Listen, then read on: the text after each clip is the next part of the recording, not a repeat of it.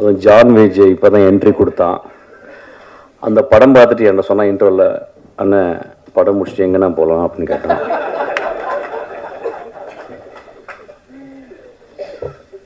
தமிழ் சினிமாவில் அதிகமாக குடித்தவனும் குடித்து கொண்டிருப்பவனும் குடிக்கப் போவனும் நானே.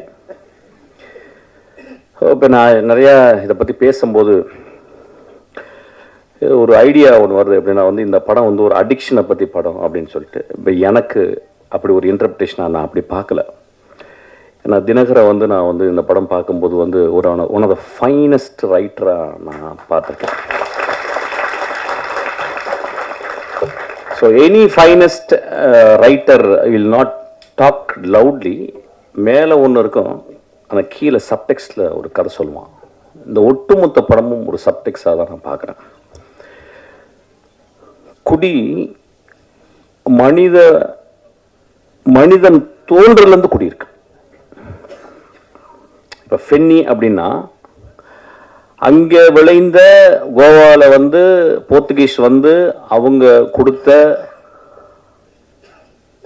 அந்த விதையிலிருந்து ஒரு பலரசத்தை எடுத்து அதை போதை ஆக்கி குடிக்கிறோம். தமிழ்நாட்டில் ஆதியில் இருந்துச்சு. அதாவது வந்து எனக்கு அதை பற்றி ஃபுல்லாக தெரியும். ஆக்சுவலாக அவங்க சாராயமே எனக்கு காய்ச்சல் அளவுக்கு எனக்கு வந்து டெக்னாலஜி தெரியும். எனக்கு ஆக்சுவலாக நான் சினிமாவோட அதை கண்டுபிடிச்சிருக்கேன். எப்படின்னு கண்டுபிடிச்சிருக்கேன். அது மதுவில் இப்போ வந்தால் பிறகு நான் நம்ம கவலைப்படாது, நான் காய்ச்சிருவேன், கவலைப்படாது. ஒவ்வொரு நாட்டுக்கும் போகும்போதும் அந்த நாட்டில் வந்து அந்த குடி இருந்து கொண்டே இருக்கிறது.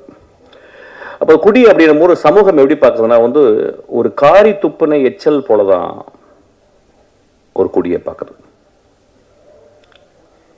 மது ஒரு காலத்தில் ஒரு பெரிய சேக்ரட், ஒரு கம்யூனல் பார்ட்டிசிபேஷன்.